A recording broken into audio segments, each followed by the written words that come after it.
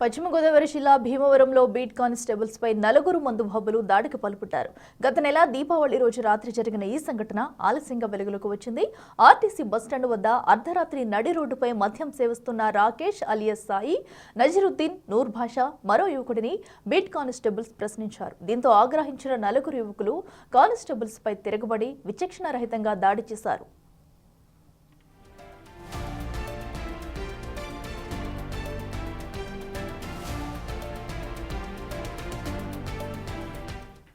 ఈ దాడిని వీడియో తీస్తున్న కానిస్టేబుల్ చంపాప్రసాద్ సెల్ ఫోన్ను నేలకేసి పగలగొట్టారు. ఈ దాడి దృశ్యాలు సమీపంలోని సీసీ కెమెరాలో రికార్డయ్యాయి. పోలీసులు తక్షణమే స్పందించి దాడికి పాల్పడిన వారిలో ఒకరిని అదుపులోకి తీసుకుని కేసు నమోదు చేశారు.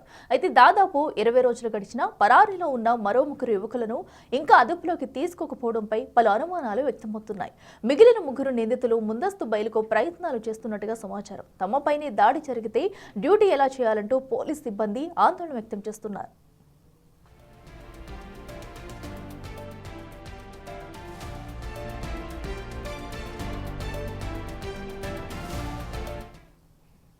మరింత సమాచారం మా ప్రతినిధి సాగర్ అందిస్తారు. సాగర్, చెప్పండి, ఏదైతే అటు భీమవరంలో జరిగిన పోలీసులపై దాడి ఘటన అయితే ఆలస్యంగా వెలుగులోకి రావడం జరిగింది. సో అయితే ఇప్పటి వరకు కూడా మరో ముగ్గురు యువకుల్ని ఇంకా అదుపులోకి తీసుకోలేదంటున్నారు. మరి వారి గురించి ఏమైనా గాలింపు చర్యలు చేపట్టారా? అసలు వారు ఎక్కడ డీటెయిల్స్ ఏంటి? ఇలా భీమవరంలో పోలీసుల మీదే కొంతమంది మద్యం మత్తులో దాడి చేసిన విజువల్స్ మీరు చూశారు.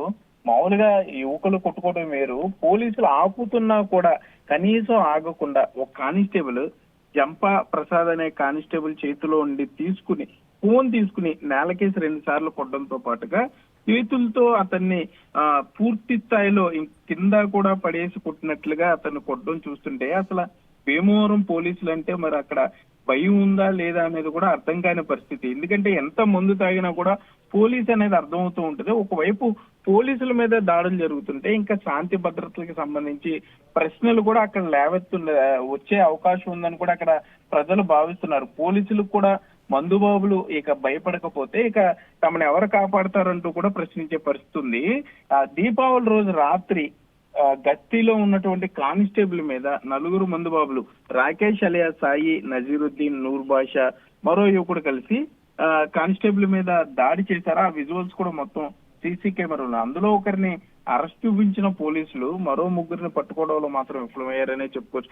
20 రోజులు కావస్తున్నా కూడా డ్యూటీలో విధి నిర్వహణలో ఉన్న కానిస్టేబుల్ మీద దాడి చేసి పరారీలో ఉన్న వారిని 20 రోజులు కావస్తున్నా పట్టుకోకపోవడం మీద మాత్రం ఇటు కొన్ని అనుమానాలు అయితే లేవనెత్తున్నాయని చెప్పొచ్చు. రాజకీయ ఒత్తిళ్ల కారణంగా పట్టుకోలేదా, లేకపోతే వారికి ఏమన్నా ఆర్థికంగా లేకపోతే ఏ రకంగా వారు బలమైన వాళ్ళు కాబట్టే వారిని పట్టుకోలేదా అంటూ కొంత భీమవరంలో చర్చించుకుంటున్నారని కూడా చెప్పుకోవచ్చు. ఎందుకంటే పోలీసులనే కొట్టిన తర్వాత ఇంకా వారిని ఎవరు అడ్డుకుంటారు? ఇక వారు పోలీసులు కూడా భయపడకుండా 20 రోజులు కావస్తున్నా కనీసం ఆ యువకుల్ని అదుపులో కూడా తీసుకుపోవటం, ప్రశ్నించకపోవటం, విధి నిర్వహణలో ఉన్న కానిస్టేబుల్ దాడి చేసిన తర్వాత కూడా ఇంత లీనియన్స్ తో ఉండడానికి గల కారణాలు ఏంటంటూ కూడా భీమవరం పోలీసులు అయితే మాట్లాడుకునే పరిస్థితులు ఉన్నాయి. కానిస్టేబుల్ జంపా ప్రసాద్ తో సైతం పెట్టి మాట్లాడడం జరిగింది. అతను కూడా కంప్లైంట్ ఇచ్చాను, ఎఫ్ఐఆర్ వేశారు, బలమైన సెక్షన్లు వేశారు, కానీ ఇప్పటి వరకు వాళ్ళని పట్టుకోకపోవడం కొంత తను